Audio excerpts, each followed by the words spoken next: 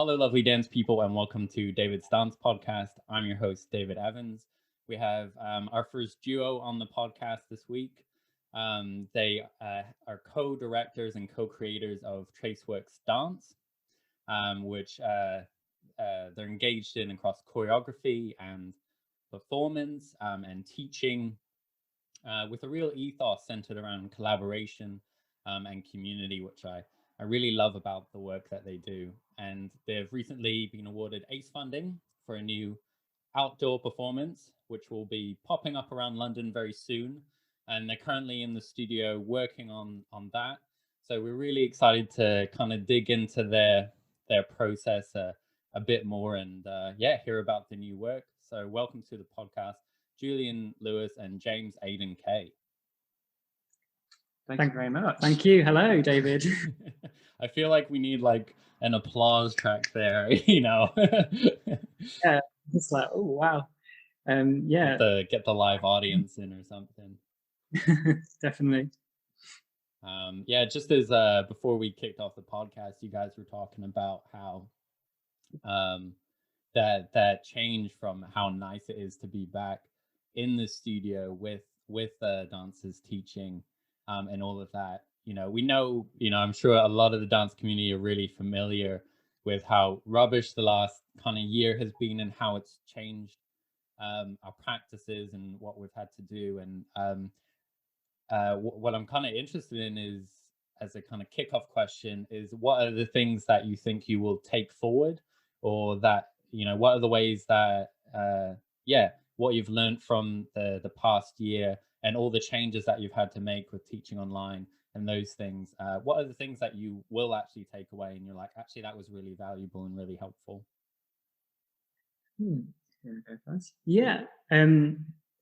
Wow, big question. I think it's been, first of all, we definitely feel so kind of grateful, I suppose, that we've been able to keep dancing in some form throughout this time. I think it's, when the pandemic first hit, it was obviously such a shock to the system for everyone. And, we were about to tour with various companies as individuals, weren't we? We were teaching a lot, and there was a lot going on for us at that point. And it was very, it was just chaotic to kind of to think about what that next step might be, how we could continue navigating through dance during that time. And so, yeah, we're super grateful that we've had opportunities to continue to work through this time in some ways. But essentially, that has been a huge amount of online teaching, as you said, and basically just, I think for me anyway, you can elaborate, James, but for me, I think one of the biggest things that has happened through this time, even though we've been almost separated from our audience and separated from the people we work with, because we've just been all in our homes and we've been delivering online, but at such big distances from the people we normally work with, we've almost felt closer to people in a sense, because we've had to really create that community from scratch. And right. And I think what's been amazing is that we've connected with people outside of London and outside of the places where we regularly teach. Within our classes, we've got so we set up classes with Traceworks initially just one day a week, doing an online adult class and contemporary. And then in July, we also introduced a ballet class to that. And we were also doing workshops and online classes for children as well. And it's particularly with the adult classes, we've had people across the country who've joined our online classes. We've had someone up in Scotland, actually beyond this country as well. We had someone in Barcelona join one of our classes. So I think that was one of the amazing things, is that we were used to teaching lots of different groups in and around London before the pandemic, but actually this has allowed us to connect with people much further afield. And It does open it up, doesn't it? And it Mm. kind of allows those people who wouldn't usually maybe have access to go to a dance class, maybe because, you know, they just can't make it in time after work, or they just, some people just didn't feel comfortable dancing, you know, with others in a space, and they feel actually more at home dancing. And so we had a few people who just really, you know, just enjoyed that aspect of it, just being able to just log in and do the class, and then they're at home straight away, and, you know, can chill in the evening, kind of thing. So it opened up a new audience, and people who probably don't usually dance. Like, we had our families were joining in. Oh, that's awesome. Yeah, who you know, who've never danced before, but they were really up for it and keen. And it was a bit of escapism as well, wasn't it? Because I think, you know, especially in the beginning, but throughout, it's been such a, to use a cliche, but an emotional roller coaster for everyone this whole time. And I think it kind of reminded me of how amazing dance can be, to just escape from the stresses of life, and to just have an hour together, connected with people, you know, moving to music essentially. And, you know, I think it was really special to be able to kind of recreate what we were doing before the pandemic within that time. It was a bit of a surprise, really, wasn't it, that we were almost able to recreate that. Yeah, and it's quite surprising how quickly you adapt as well to being online. You know, at first we were very much like, oh, I'm just really not sure this is going to work out. Are people really going to want to dance at home? And how are we going to, you know, do it all on Zoom, and all of those technical challenges? Without kicking the cat or knocking your TV in. Yeah, exactly, yeah. Finding the right space to do it in, moving all the clutter out the way so you've got a clean background, and yeah, all of that. But yeah, just like teaching wise, like the style of teaching, was talking earlier, how much like we start to describe the movement so much more, and actually that's become a useful tool. You know, now we're back in the studio, we're still, we can still really help, you know, we can describe the movement more and not just show it all the time. You know, giving imagery and kind of all of these skills that we picked up through being online for so long, and trying to make everything as accessible and clear for people as possible. Because some people will be, you know, some people's internet connections won't be great. They'll be there for a few minutes, and then they might drop out and join back in the 30 seconds time, and they might have missed some information, or they won't have seen something. So we've really tried to kind of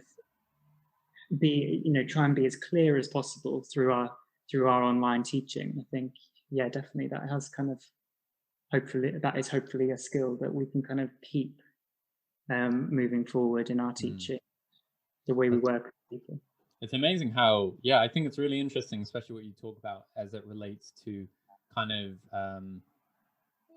like accessibility, how it's made you guys more of like a given you a global presence or a European presence, and also actually it speaks to, actually there is an appetite for dance and contemporary dance outside of London. It isn't just this like elitist London thing, and the more that we can give people access to contemporary dance, you know, wherever they may be, because you know, if you're, you know, like before kind of lockdown about a year ago, my family, we moved from East Grinstead in mid Sussex, and I moved up with my wife to Guildford to be closer to London, be closer to dance stuff, because there's really no dance happening where I was. You know, it was like, where's the dance community? You're looking at it.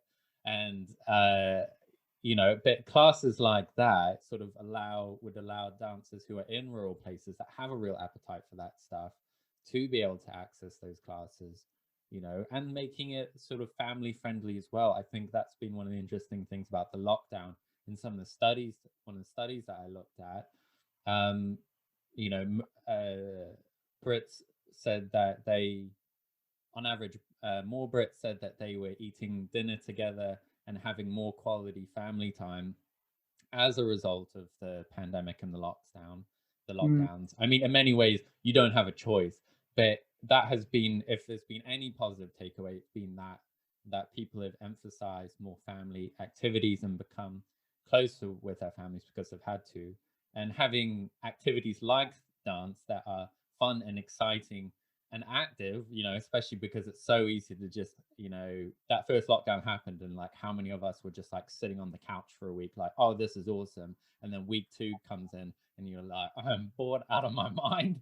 Like, I'm ready to do something, like get moving, get out and about. And so we saw a lot more people using nature, using outdoor spaces and engaging in online classes like this. So I think it's really fantastic the way that you've been able to still keep bringing people together kind of in a new way through the company work. Yeah, I think it was like you said, that kind of family connection, and I think it was really nice for us to have family and friends on the class, people who were dotted all around the country, because I think they were able to get a bit more of a taste and an insight into what we do, because I think a lot of people know that they know we're dancers, and we've got a lot of support from our family and friends for the work we do in general. But I think it was really great for people to actually try it and do it for themselves. I think that's almost opened up even more interest in what we're doing, and a bit more curiosity into the rest of the work we do, which I think is quite nice, isn't it, to give them that kind of taste.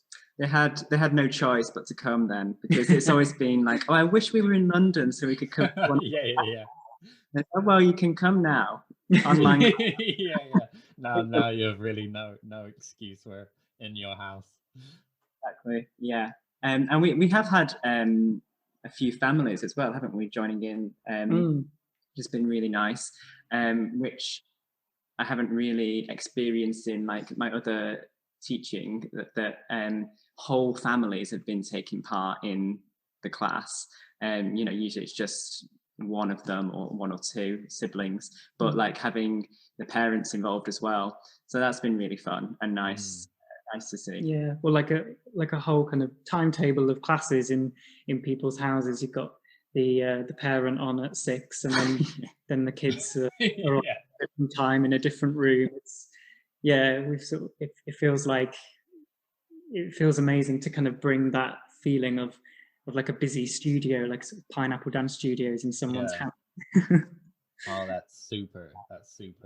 I've been doing some work for the speaker company Sonos, and they recently came out with a study about music and the power of music to bring people together, and so interesting, and the things coming out about couples that listen to music together like report having better sex lives and better relationships as a whole, and families that listen to music together report better kind of family relationships, and so it's amazing how just this kind of simple act of listening to music, dancing together, doing these things together can have a really genuine impact on our happiness and how we are together as kind of people, really.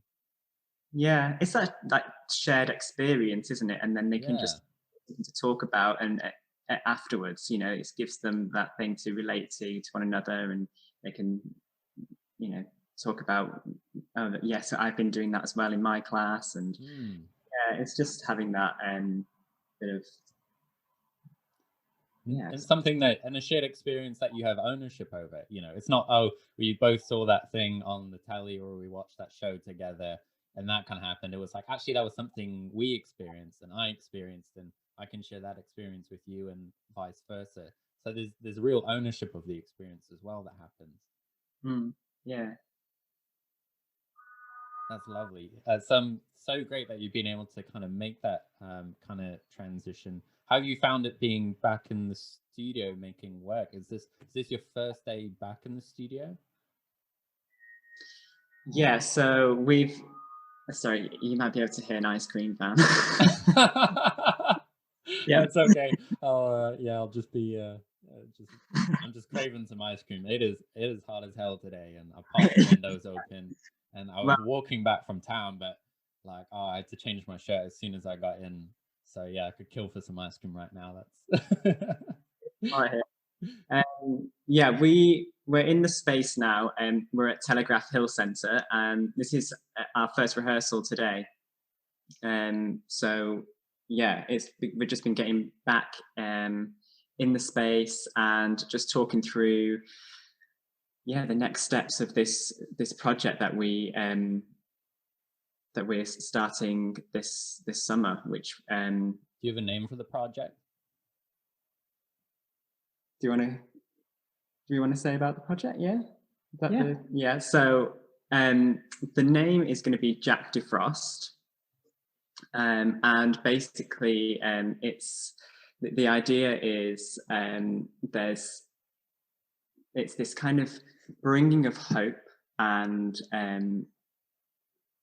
joy of a new season. So we looked at the original character of Jack Frost, and we were thinking, how could we bring this character into a new season? And we thought, well, if we brought Jack Frost into kind of summer, how would he relate to it? What would be his reaction to it? And we're kind of relating this to this feeling of hope for the next few months in the lockdown. Do you want to talk a bit about the lockdown part? Yeah, so I think, obviously, like I mentioned before, actually, like, it's obviously been an up and down time for everyone. And in particular, we're really interested in providing something for people who've been particularly isolated, and in particular, the older generation who have really, I guess they have a lack of accessibility to professional dance and professional theatre at the best of times, some individuals. And we want to kind of bring the theatre magic of professional theatre into the community through this new project. And I think, yeah, it's that feeling of coming out of lockdown, a new season, a new hope, and just that kind of reaction to the environment as well. The season changing. How do we come out of that feeling of being locked down, of being isolated, and just kind of what's happening in the world at the moment? Everyone is adjusting to this situation, or the kind of next phase of the pandemic. And so yeah, it's all, we're at the early stages, which is why we're kind of fumbling over. Moving from, it's the idea of things moving from winter into spring, exploring these ideas within the lockdown. And so it will be an outdoor performance, and you two dancing in it as well as the duet. So it's kind of a new process for us. So we're collaboratively creating a solo. So we're both working together in the creation process, and we will be creating a solo. So we will have some performances where I'll perform, and there'll be some performances where James will perform, just depending on the venue. And we're kind of sharing the performance role. But yeah, it's an interesting process that we're going to be embarking on, because we've worked a lot together before, in terms of running Traceworks and our various projects. We trained together, but we haven't created a process quite like this before, where we've been creating almost a new character that isn't either of us. It's a brand new character, a brand new creation, that combines both of our styles, ideas, and traces of our own, kind of almost a sort of separate practice that we've both had from different work that we've individually been part of, Mm. into a brand It's a new. nice hybrid practice. Well, as in terms of like thinking of like development as a dancer and the kind of work you like to do, because you get that mixture of developing your own material on your own body that feels quite at home to you, but then also exploring somebody else's physicality. So I think a lot of great artistic processes have that blend, or things that are nice to dance have that blend of movement that is familiar and movement that is new and helps sort of stretch you as a dancer into new ideas and new ways of moving. Yeah, I mean, me and Julian do move quite differently, so it will be interesting to be blending our our styles of dance together. I mean, obviously we have had, like Julian said, we have had similar training. We both went to Laban, and then we both did Edge at the place together. But yeah, we've both been working, we've had our obviously separate journeys working with lots of different people, and you're inspired by them and their work. So yeah, it's going to be interesting to be able to bring our styles together to form this new character, which is, I think it will be challenging at the start, to try and fight to blend it, to make it work as a movement language. Make it cohesive. Yeah. That's going to be the challenge. I think it'll definitely be challenging, but I think it'll also be quite true and exciting to the theme of Jack Defrost as well, because it is a brand new character. It is an original creation. We don't really know who he is yet. We don't know what that's going to be. You can discover who he is along the way, in a way. Exactly, yeah. And we've got lots of, I guess we've got lots of little ideas and kind of mood boards of different themes we might touch on, especially just coming back to that kind of target audience initially of the older generation. We want to bring in some kind of themes of nostalgia and childhood memories, and perhaps some relatable aspects for the audience. But also, it's only going to be a 15-minute pop-up show, so we want it to be very, quite unique and quite simple as well in its aesthetic. So you could just watch it and enjoy it. It exists as like just one coherent idea or coherent act.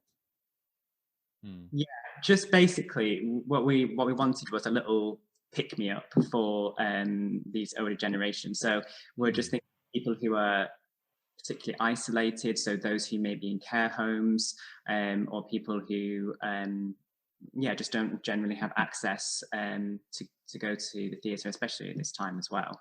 This anxiety probably built up now about going to these places if you're particularly vulnerable. So yeah, the idea is to bring this outdoor 15-minute little pop-up show to these people, just for something for them to think about for the rest of the day, and to chat with their friends with over the phone. I think a lot of people in this time have felt very, every day feels like the same, doesn't it, when you're in this lockdown? And especially, I mean, we're lucky that we can now move out and around a bit more. But if you had that every day, if you're in a care home and you haven't got so many things to think about, it's just something to think about. What we're hoping is that people will want to produce something themselves after watching it. So maybe they will have some creative writing about it, or maybe they will draw an image based on it, or they'll be inspired to think further about it, or to to kind of feed it into some of their their other things they might be doing, if they've got regular activities or arts workshops that they might be doing with other community groups, or wherever they live. It would be nice if that could kind of if it could feed a creative journey, so it's not just about me and James in the studio and creating this work, but actually we feel like this might just be the starting point, and that it can bleed into the community then, if you like, and there can be, it could be like part of a bigger creative process with the community, or a bigger collaboration with them. Exactly. Starting point for that collaboration with them in a way. Yeah. And we're really open to where the project could go as well. You know, this is the starting point, but we feel that, you know, that we feel that there's enough scope in it that it could be interpreted in different ways, or, you know, it could inspire children as well as older people. It could be something that could be explored online or in festivals and more kind of mass audiences in the future. So we're quite excited about this initial process, and about kind of especially providing something for that older generation at this time, but also quite ambitious as to where it could go further down the line for us as a company. Well, there's something there from a producing point of view that's quite clever, in the sense that you're developing the seed that functions really well in and of itself, but then can be developed into other big shows and other works, or be expanded upon, you know, which I think is an interesting point, and it's something that I see choreographers do, but isn't really talked about that much when we were studying dance. And it's actually a really important way to grow your work and your company's rep when you're kind of coming up as an artist, you know, because people can go and see full-length works that are like an hour long by a company, and they think, you know, how do you get there? How do you get to that place where you're touring full-length works? And actually, what you're doing is a really clever way of doing it. And I've seen other artists do it, where you develop one key idea that works in and of itself, and is economically viable in and of itself with the resources you have. You know, do one thing, do it really well, and then that can then, once you get that out, that is almost like a pitch for bigger work, or to expand on the work. And in particular for the way that ACE like to fund things, because they like to fund things so incrementally. You know, they often don't want to fund the whole process start to finish for you to create a big work. What they'll do is they're like, here's some money for the R&D, let's see how that turns out. Here's some money for the next step to develop it with a few more dancers. So yeah, there's some kind of insider knowledge about how a work can be developed in a way that is actually really economical, that actually makes a lot of creative sense. Yeah, exactly. I think it's interesting. It's like developing a new kind of touring method for us, going to audiences which are already set up. So going to care homes where the audience is there, and you can pitch up, and you know, they're going to be there every day. And then we're going to some community groups, so older people groups, and you know, they go to the set class every week. So we're just going to turn up 1 week, and they'll watch our performance. So it's kind of had these little ready-made audiences there, ready. And we're working with Jessica Hayner for this piece, and we worked with Jess. We trained with her at Laban, and we and Jess is Jessica Hayner. She's a dancer as well. Yeah, she's a dance artist. Yes, she worked with us. She danced in one of the first pieces that we created for Resolution and jazz scene quite a few years back now. But yes, she's been working a lot with community engagement and with older people. So for her, she's basically becoming as a creative producer for us. So she's fusing her knowledge with dance and with community settings, and she's finding this new method of touring for us.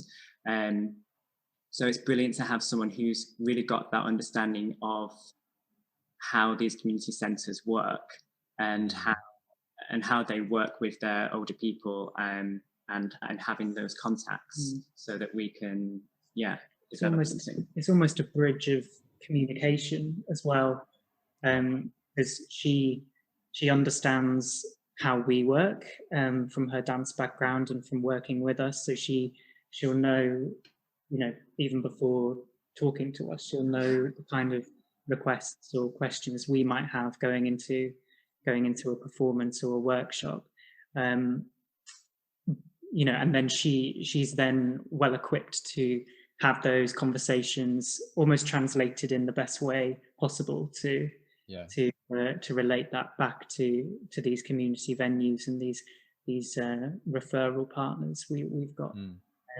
Because there's a real art to explaining and onboarding institutions and getting them involved in the work and getting them excited about work, because, you know, I've been in that situation where I've reached out and you're like, hi, I'm an artist, I create this work and I do this and I'd really like to, and they just like fob you off. They're just like, yeah, whatever, like get out of here, hippie. And a lot of it is having someone you know, who can communicate the value of what you're doing to their audiences, and understanding how that would, you know, how your vision would fit in with their vision for their institution, for their spaces, for their audiences, and it's a real skill set to be able to do that and to build up those relationships.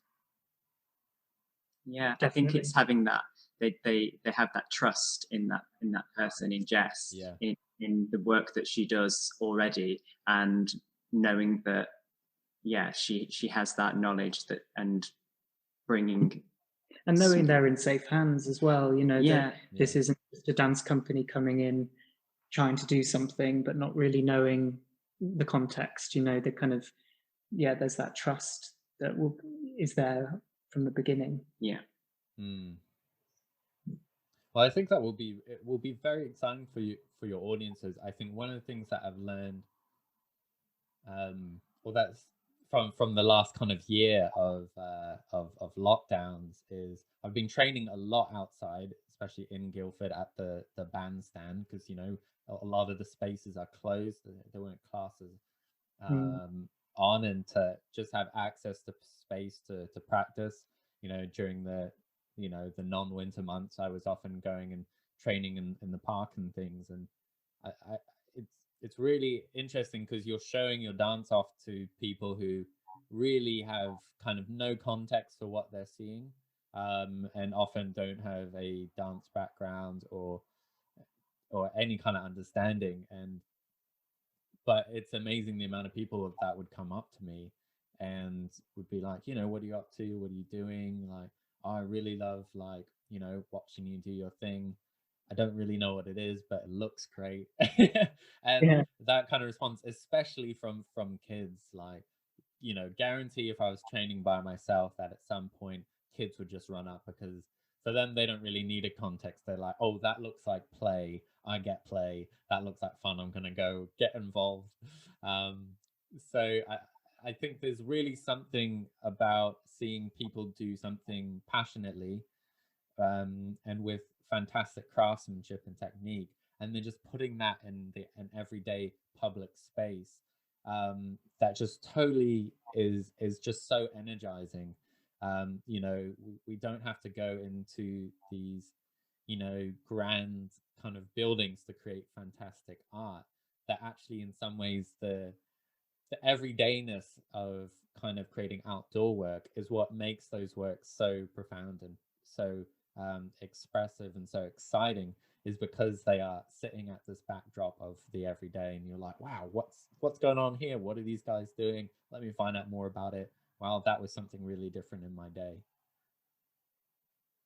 Definitely. And I think, you know, just that kind of that nod to the everyday, and almost like, I think what we want to do is to just kind of bring that magic and bring that almost an air of surrealism to that kind of everyday landscape. So it's it's something that will hopefully almost take them away from that to an extent. Like they'll see it and they'll be transformed to a memory or to another world for a moment, or it will make them think of something in particular.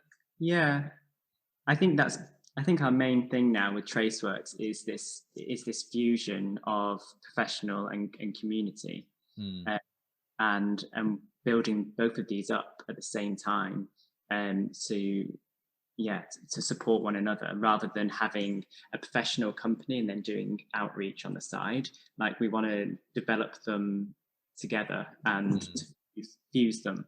So like some of the classes that we're doing, because we have classes for children, young people and adults at the moment. So in these classes, we're going to be feeding in all of the work that we're doing in the studio. We're going to be feeding that into their classes, so that we can take ideas from them, they can take ideas from us, and we can form this piece. They're going to have elements of their ideas into our process, which I think is something quite interesting and unique for them, rather than it just being sort of just a class where they're learning technique and creative skills, but also feel like they're part of professional company as well. And I think that's tremendous, because I mean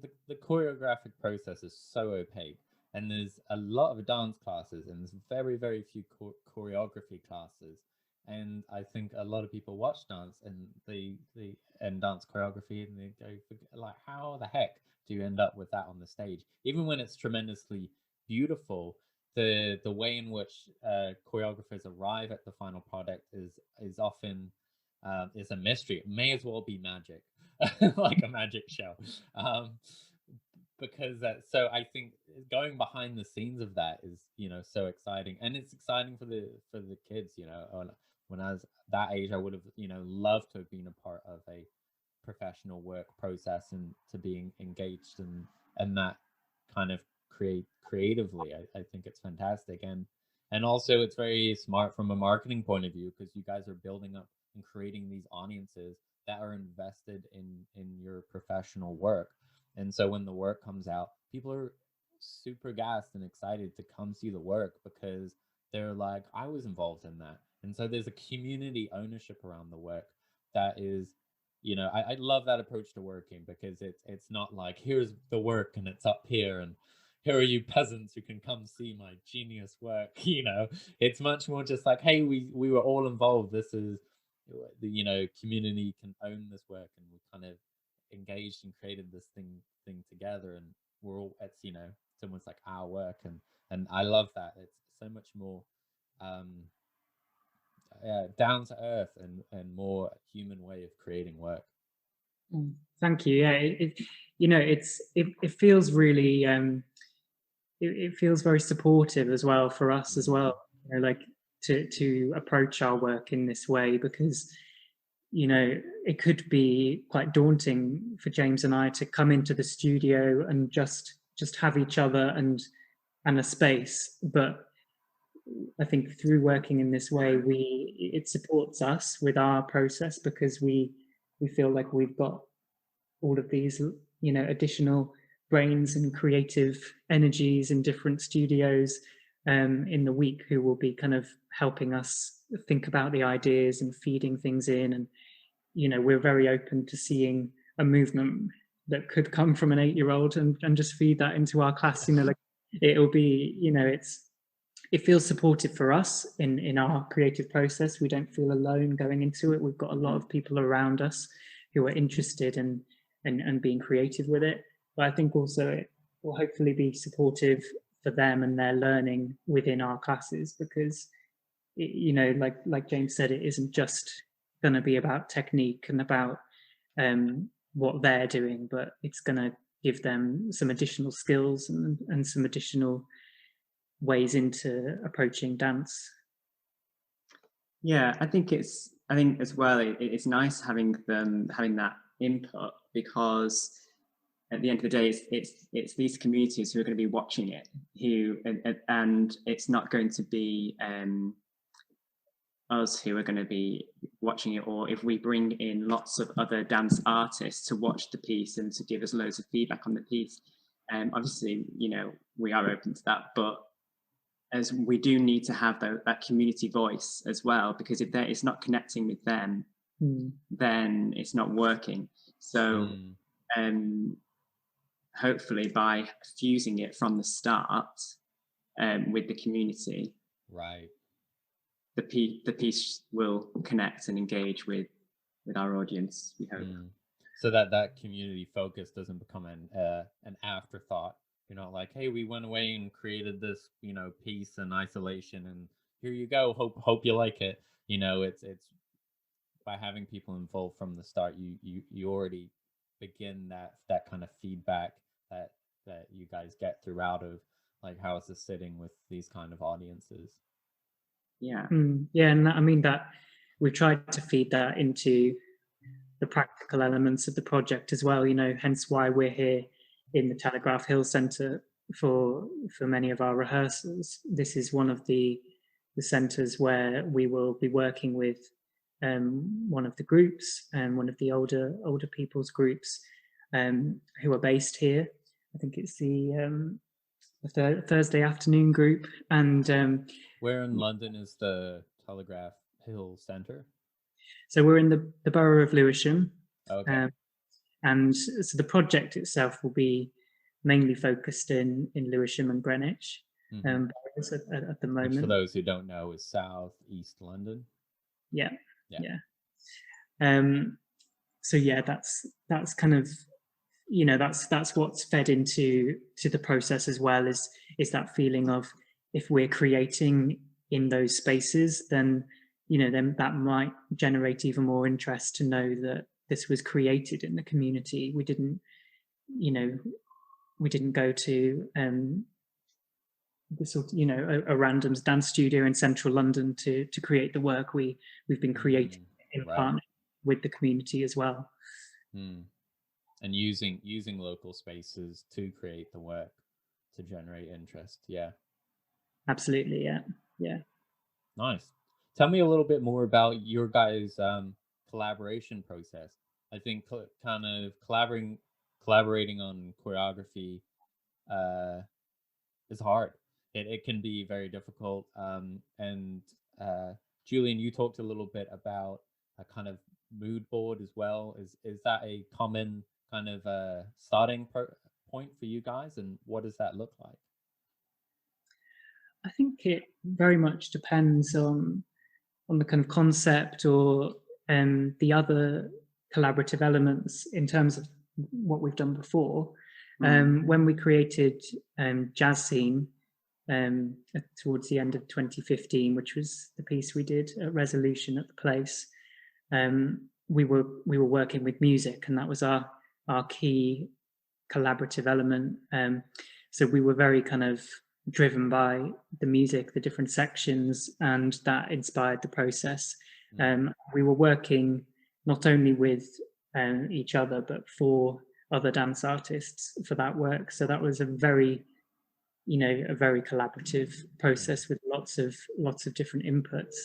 Having that clear central idea of the music, or could be anything, really helps keep everybody together and on the same page, that you're working towards the same thing. Yeah. So I think for this work, it's gonna have more of a visual element in terms of that thing that James and I can kind of latch onto, and to kind of bring us together is what we're visually trying to create. We're going to hopefully be working with a costume designer and perhaps some other creatives as well, to help us realize that visual.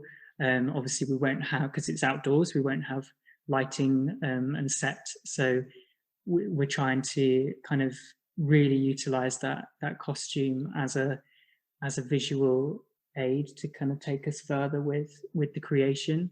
So I think we'll be collaborating with each other, but also with the other creatives in terms of what the visual look needs to be. And yeah, the mood board, I mean, that came together from, I think, just trying to illustrate what we were both talking about. We were talking about lots of things, and I think we came to the point where we needed to kind of visually collect that together.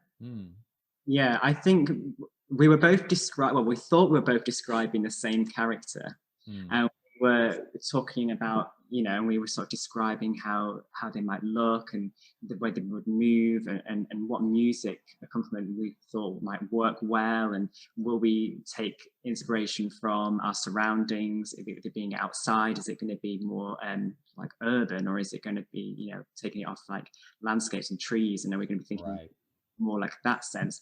So we're like, well, let's just get some kind of visual pictures of what I've got in my head and what you've got in your head, and we can kind of see that's, because we were talking about the childhood memories and nostalgia and kind of traditional depictions of Jack Frost in these old storybooks, and, you know, so we've had a lot of things up in the air, haven't we? Yeah. And then, yeah, it was just really helpful just to put them all down and be like, okay, that's not quite what I was thinking, but, you know, maybe I was thinking this, and then we kind of find our way. And because the character of Jack Frost is so it's just depicted in so many different ways. Some have it as an evil character, some is more of a joyful, playful, cheeky kind of character, and then obviously we're going to have our own version of this Jack Defrost, this new, so it could be completely different again. So it's like, what aspects are we taking from?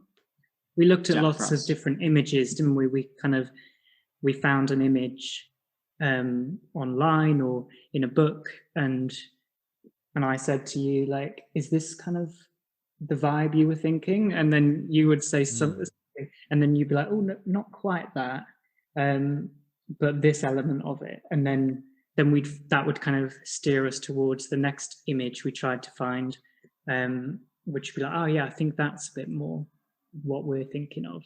So I think at this point, at this very early stage in the process, we've definitely been driven by drawings and images of previous, not only previous depictions of Jack Frost, but some other things as well, some other kind of folk tales, or the Green Man, and, you know, so those kind of seasonal related. The Green Man comes up in Morris Dancing, does he not?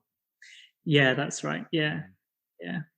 We've just kind of been exploring seasonal characters and traditional characters, and yeah, that's kind of where we're up to at the moment. I love that it's well, your use of a visual language as a starting point for a work, but also that in order to have a collaboration, you need to build up a shared language, a shared vocabulary, and that's essentially what you're doing. Of like, hey, let's throw out, you know, whether it's words or images together and respond to those together. And it's almost like by putting it, I find you need to, in collaboration a lot when you're communicating those ideas, kind of manifest and materialize the ideas that you're talking about in order to be able to then both look at it and discuss it. But by creating something that exists in space, whether it be an image or, you know, sculpture, whatever, or, you know, a short phrase of movement, that becomes a kind of starting point. And you can sort of do it through any language. But I think it's really interesting that you've done it with images, and also the different ways in which different languages can be turned then into a movement language, that we don't always have to start with music or even start with movement to create kind of dance work, to kind of seed the ideas for it, that it can start from entirely different language, such as the visual one. So you've created this kind of mood board of images. How does that then get turned into a character or turned into movement? We'll have to see. We will let you know. Yeah, I think, like, you know, I think it could go in so many different directions. I think, I mean, perhaps it is kind of latching onto the language, like you say. So, you know, are there any particular qualities that we could really kind of identify within certain images, or is there a certain feeling or a particular physical kind of construction within some of the images? How are the characters, or the different, it won't necessarily be characters, but you know, if there's natural shapes within some of the images as well. I mean, we are in the studio for a lot of time, but we're also quite keen to get outdoors quite soon as well. So I think that will possibly be quite a contributing factor to maybe the next step of the creative process. I think initially we'll be working with these images, but then the more the movement starts to generate, I expect there'll be more ideas that will come from the movement itself, and then thinking more about perhaps working towards that end product and thinking about being outdoors and reacting to the environment. Yeah, and we know that this piece is going to have to be adaptable as we are going to different outdoor spaces. So there will be, and we know that some of the community centres that we're going to have got very big gardens, so we'll want to make use of that. But then also we're going to be doing some doorstop performances where we will be turning up to people's houses, and we will just have to work with whatever space they have outside of their house. So the movement language is going to have to be adaptable. So yeah, hope they have a big welcome mat. Yeah, exactly. Yeah. It depends as well. I think what we're going to also bear in mind is how it's viewed and where the audience will be, because for some groups, depending on COVID regulations or, you know, the situation at the time, there may be some groups who will be viewing from indoors, and we'll be outdoors, obviously. So maybe they'll be viewing the piece through a window, almost kind of replacing the proscenium arch of a theatre with a window. Or perhaps there's actually one community centre we'll be going to where we believe the audience are going to be kind of above us and around on a kind of balcony level. Oh, how cool. So so that's something for us to bear in mind as well, is that there may not be a front, as it were. It may be that people are viewing from all different angles, or from perhaps kind of limited or restricted views. So, you know, brings more three-dimensionality to the work and makes it more sculptural in a way. And I mean, it's a great exercise as a choreographer to create movement that has to work and speak to people from kind of different places, and it very much changes the quality of the kind of performative attitude, you know, how you are then in the space without, you know, it's a great thing as a performer, because often on the stage it can be easy to be alive on the side facing the audience, for that to be energized, but then to keep that same energy at the back of what the audience doesn't see, it can be a really difficult thing. So I think it's a great thing as a performer to have that kind of three-dimensional energy, but also in terms of the choreography, it's a fantastic exercise of you know, does this work, or how does this look from up here, and would we develop completely different movement choreographing from you know, upstairs looking down? Probably. And it's maybe a good thing as well, you know, the fact of how adaptable the piece is going to have to be. It's maybe a good thing that we're performing and choreographing, we're taking both of those roles together, because, you know, there may be moments where one of us is performing solo and we may need to make a decision in the moment on, oh, this, you know, the majority of the audience are behind me, and so I'm going to need to send the movement in a different direction. And, you know, if we had an external choreographer, you know, as a performer, you may not feel comfortable to kind of make decisions on the spot, or to kind of adapt the work as you go along. But I think because we're taking ownership of those two roles, we're we're going to have license to kind of let the piece evolve through the tour. Yeah, I think it's going to be interesting when we're rehearsing it, because we will need to, obviously we're going to have to try all of these different variations out,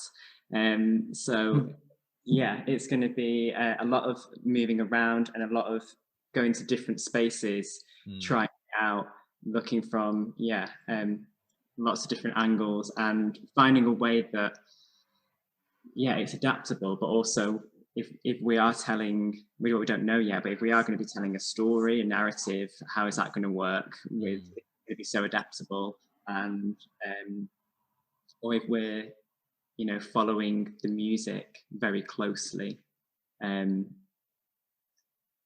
how can we create movement? Because that's what we've done in the past. We usually create very closely to the music. So how can it be? Is there enough space in that to allow us to have that?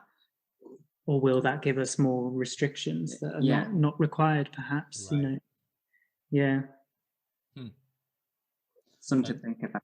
Yeah, and having the courage to develop a work in public as well, because I mean, a lot of us would. It's one thing to feel comfortable enough performing outside or in public spaces, or in sort of non-traditional spaces, and it's a whole nother to develop work or try movement that you might not be good at or might look like trash the first time you do it. And people looking at it like, what?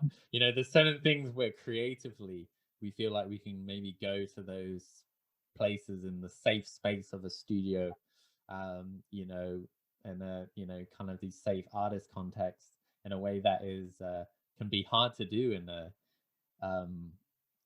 doing it in these outdoor spaces. So, well, hats off to you. I'm sure you'll get some people going, what are these crazy people up to? It helps if you have someone nearby to be like, oh, we're dancing or we're making art, and you're not just by yourself looking like a loony. Relying on Jess to just explain the situation. right, yeah, there's some value to that. I do remember doing a performance up in at the Birmingham Festival, a Birmingham Dance or Arts Festival. We did this with Ella Mesmer Company, and we performed in Birmingham train station, like the central train station, and and we had like demarked a like a kind of performance space on the floor, but we were just there, just like in the middle of it, with the boards with all the train times behind us, and then there's just times when just people would just walk right into the middle of like the performance space and just be like, when's the train to use, like, and just be just like, and everybody is obviously watching what's going on, but they're just right there in the middle. And I didn't mind that as much as the people helping out with the festival going into the space and going, excuse me sir, there's a performance, you can't stand, and I'll stand where I like to, and sorry, so sir, can you just come off to the side? And that to me was like so much more distracting and like off-putting than just having the person in the space. Because for me as a performer, I was like, well, that's interesting, I have two eyes, I can dance around them, and I found that interesting. So I think how you navigate that as like just like a cultural and like a social situation, I think is really interesting. And I think sometimes just doing things and letting them be is really great without having to try and set up barriers or like be like, this is art. Sometimes it's just do it, and it is what it is. Yeah, and I think we want to. I think with the work, we probably want to try and integrate as much into the environment as we can, don't we? With we want the character to emerge, or to we don't want it to be too I guess kind of set up, and it would be nice for it to just, I mean, we've got lots of practicalities to negotiate with that, and it obviously depends on the venue, but yeah, I think there is something in that kind of just reacting in the moment to the people and the surroundings that are there. And and yeah, just kind of going with the flow a little bit. Yeah. Love it. That's awesome. So where can people check out the work? Do you guys have dates yet? Or if people want to check it out or come see it or book you guys, what's the best way for them to get in contact or to follow you? Well, we're on all the socials, Traceworks Dance, so Facebook, Twitter, Instagram. We also have our website, traceworks.co.uk, and on there we will be listing any of the public performances that that may happen. Most of them are for targeted groups, so they're not open to public. But all of the information will be on there, so yeah, check it out. Yeah, and we're hoping there'll be lots of different ways to engage with the work. You know, we're planning to have a whole calendar of digital offerings. You know, just so people can follow the journey of the creation of the process, and to follow the touring process, and to just kind of learn a bit more, you know, as we go on. Yeah, we'll definitely be sharing a lot more content online about the project, and yeah, you know, like I said, we're really open to the future of the project. So if there are any groups out there, or if there's any groups that aren't necessarily in our initial audience that think that this might be, you know, an inspiring project that could come into their community, then we'd love to hear from people. And yeah, like James said, all of our contact details are on the website and our social media. Awesome. And so will that be your first performances? When will those be? July, August? When can people expect to first engage with the work, or when will it debut? So at the moment it's looking from around middle of July. So yeah, that's when we should be up and running. Awesome. Not long now. quick process. Yeah, definitely a quick turnaround for sure. But don't you find, because I don't know how long you had the idea for, but I often find my best ideas are the ones that I've sat on for a while.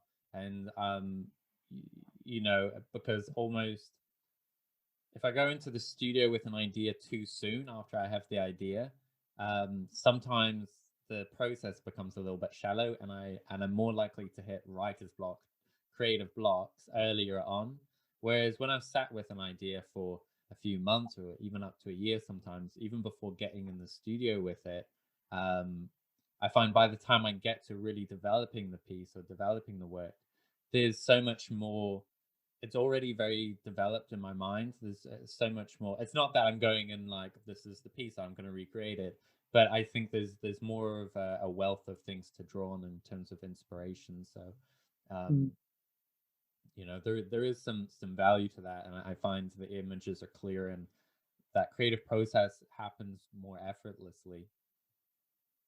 Oh yeah, definitely. I think we've been sitting on this for quite a long time now, haven't we? I mean, I think it was September maybe that we were starting to float ideas. We were just sat in the park with Jess, just mulling over all these different just desires we had to explore things and to just provide something. To create work in that time when we were right in the middle of that lockdown, and we're just thinking, how can we get this work out to people who, you know, I think at that time they were talking about opening things up more, but then we were thinking about, you know, these older people who still wouldn't be able to get out. So how can we go and take dance to them? And that's where it all started, wasn't it? Yeah, it started from the concept of what we want to do with the work rather than the creative idea. It's almost the creative idea came secondary in a way to be a kind of vessel to do what we wanted to do at this time. And so yeah, I think we've got a lot of stuff in our heads and our brains, and I think this is definitely now the time to just get it out creatively in the studio. And hopefully, like you said, having sat on the idea for a long time, there'll be lots to get out now. And in terms of throwing ideas around, it helps you separate the wheat from the chaff, because, you know, if you have maybe, like you said, you were throwing ideas around, you have 5, 10 ideas, you sit with all of them. Like I usually find, like I just write down ideas in my notebook as I go along, but then a few months go by and maybe 1 or 2 of those ideas really stick with me, or I continue to develop them or amalgamate them. So it also helps me figure out the ideas that kind of have sticking power, and have a bit more depth to them, to the ones that I'm like, oh, that's a cool idea. But then whether it's just through my own interest or my own drive, or through practicalities, that maybe ideas kind of fade away, and then the idea that I'm most interested in, or that is maybe most fruitful for, kind of most fertile soil for creating a work, kind of emerges. So yeah, there's real value to that, kind of, yeah, as a process. As brutal as this year has been, there is some, I think there's important thing to emphasize, which is that there's value in the wait in the creative process. And actually there's some aspects of creativity that, do need time. You know, they do need time to cook and to sit with you, to create something that is a little bit, you know, has a bit more depth to it in a way. Yeah, definitely. Yeah. So if you guys, audience, are up for checking out James and Julian in their new work, Jack Defrost, we'll post all the links below, so you can either go see them perform, or book them to come see at your place or institution. Thank you guys so much for being on the podcast today. It was such a pleasure having you on and seeing you again. And yeah, I hope the project goes really well. Thanks for having us. Thanks so much. Yeah, it's a pleasure. And thank you, audience, for listening. And if you like the podcast, hit like and subscribe to hear more content. And we'll see you next week.